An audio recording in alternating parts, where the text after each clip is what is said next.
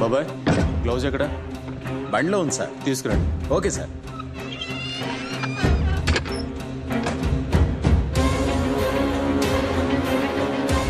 జాతకం మొత్తం ఇందులో ఉంది.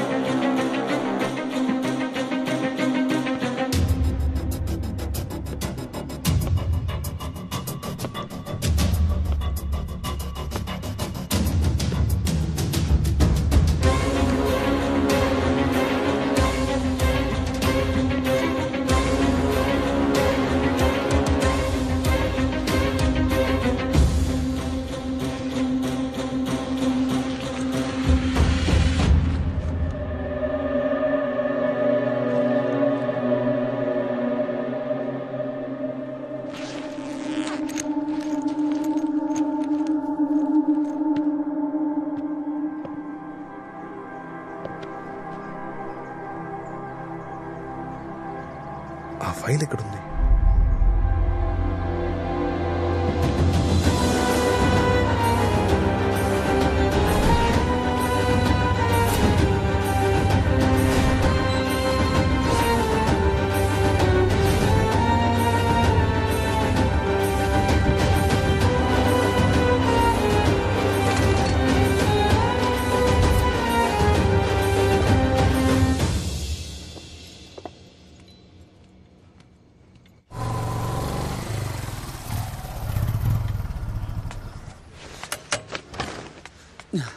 అయ్యా అయ్యా,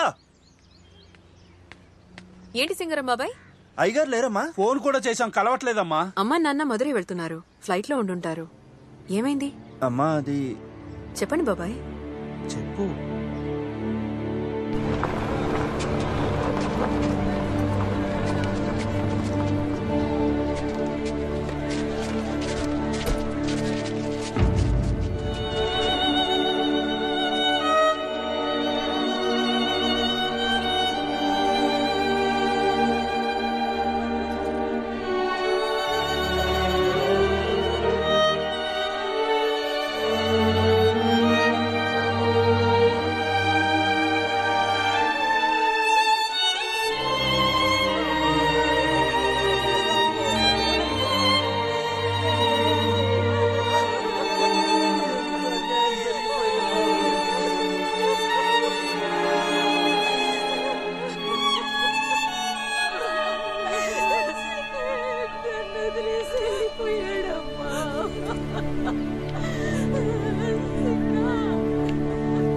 వాళ్ళు మళ్ళీ వస్తున్నారు. వాళ్ళు మన ఊరికి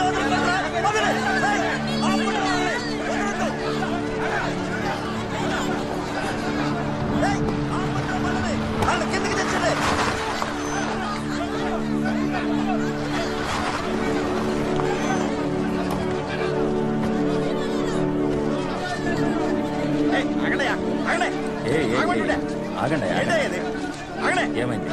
ఏమైందా? నువ్వు వేసిన కంచికి కరెంట్ వచ్చి ఒక పిల్లాడు చచ్చిపోయాడయ్యా. ఆగు, ఊరికే మాట్లాడుకో. ఈ ఫెన్సింగ్ లో కరెంటు చాలా తక్కువ ఉంది. అందులో మనుషులు మృగాలకి షాక్ కొట్టి చచ్చేందుకు కరెంటు పాస్ కాదు. ఆపోయా, కంచెను ముట్టుకోగానే కరెంట్ షాక్ కొట్టి ఆ పిల్లల కళ్ళ ముందు చచ్చిపోయాడు తెలుసా? ఇంకా ఎంతకాలం ఈ జనాలందరినీ ఇలా మోసం చేస్తారు? ఏంటమ్మా నువ్వు ఇలా మాట్లాడుతున్నావు? నిజంగా మేము అబద్ధం చెప్పలేదమ్మా. చెప్పండి సార్. కావాలంటే మీరే ఎవరైనా వెళ్ళి ముట్టుకొని చూడండి, లేదంటే మా వాళ్ళని పంపిస్తాను. వీళ్ళని ఇక్కడ నుండి వెళ్ళగొట్టడానికి నువ్వు ఎంతగా దిగజారుతావో నాకు బాగా తెలుసు. నా ప్లేస్ లో నేను ఫెన్సింగ్ వేస్తే తప్పేంటి? 10 సంవత్సరాల క్రితం ఎవరెవరికో లంచాలిస్తే ఇది నీ ప్లేస్ అయిపోతుందా? ఇది నా ప్లేసా కాదా అనేది కొద్ది రోజుల్లో కోర్టు ఆర్డర్ వస్తుంది, అప్పుడు తెలుస్తుంది. ఏ కోర్టుకు వెళ్ళినా సరే నువ్వు వీళ్ళని ఇక్కడ నుండి ఎక్కడికి పంపించలేవు. వీళ్ళు ఇక్కడే ఉంటారు. ఇలా చూడు, ఊరికే జనాల్ని రెచ్చగొట్టకు. నీకు మర్యాదగా ఉండదు. ఏంటా మర్యాదగా ఉండదు? ఏం మర్యాదగా ఉండదు?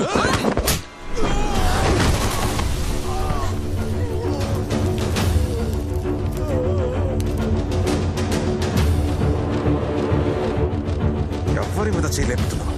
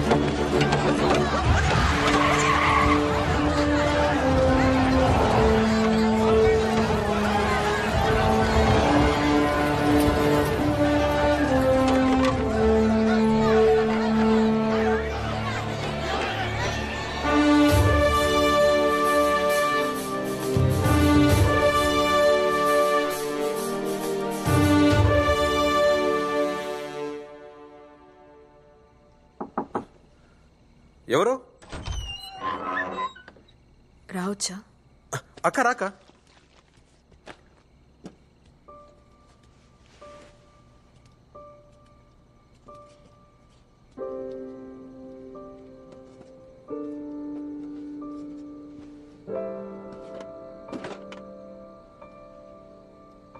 ఏమైందక్క?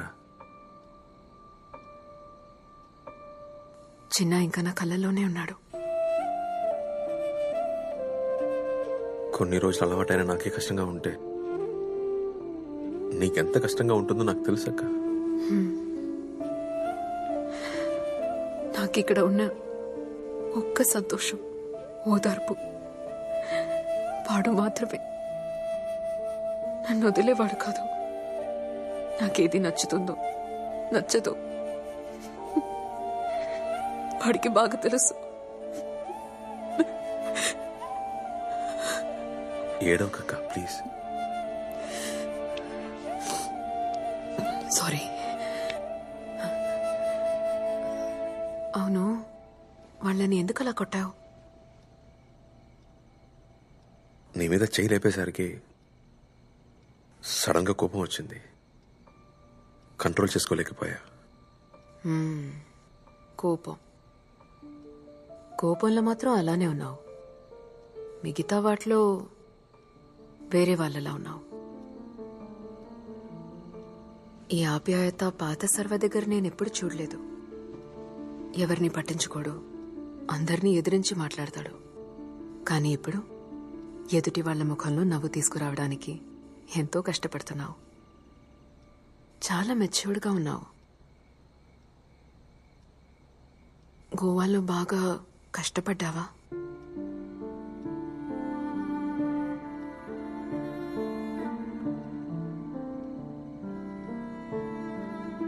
ఎవరు తెలియని ఊళ్ళో అనాథ అయిన వాడికి కష్టానికి సుఖానికి తేడా తెలియదక్క. సడన్ గా రాత్రిలో ఆకలిస్తుంది, కానీ చేతిలో డబ్బులుండవు. అమ్మ నాన్న ఉంటే బాగుండు అనిపిస్తుంది. మనం తిన్నామా లేదా అని అడగడానికి ఇంట్లో ఇద్దరు ఉన్నారన్న నమ్మకం ఉంది చూడు, అది చాలక్క. ఆకలిని మేనేజ్ చేయొచ్చు, కానీ ఒంటరితనాన్ని మేనేజ్ చేయడం కష్టం అక్క. డబ్బు ఉంటే ఏదైనా వస్తుందనుకున్నా. డబ్బు కోసం ఏమైనా చేయవచ్చు, ఎవరినైనా మోసం చేయవచ్చు అని అనుకున్నాను.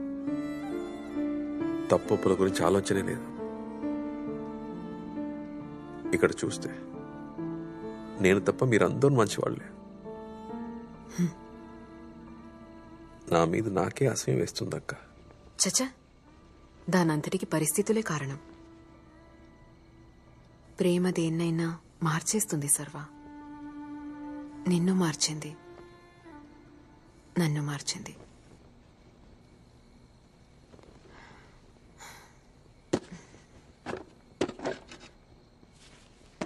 అమ్మవారి దారం చెయ్యవు. 15 సంవత్సరాలుగా ఈ దారాలు దాచిపెడుతూ వచ్చాను. ఇప్పుడు కట్టించుకోవడానికి నువ్వు వచ్చావు.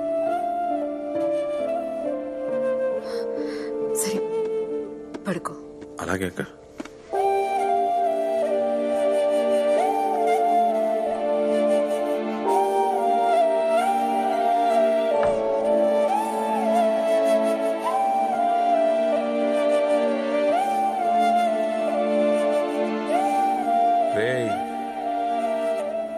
ఏంటి ఫీల్ అవుతున్నావా? నన్ను అందరూ నమ్మేశారా? ఇప్పుడు ఏం చేస్తావు?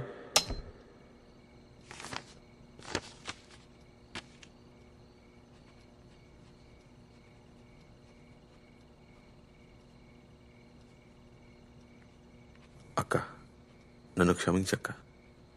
నేను మీ తమ్ముడిని కాదు, డబ్బు కోసం మీ తమ్ముడుగా నటించడానికి వచ్చిన దొంగని. మీరంతా నా మీద చూపిస్తున్న ప్రేమకు నేను అర్హుణ్ణి కాను. ఇక మీదట ఇలా నటించడం నా వల్ల కాదు. నేను ఇల్లు వదిలి వెళ్ళిపోతున్నాను.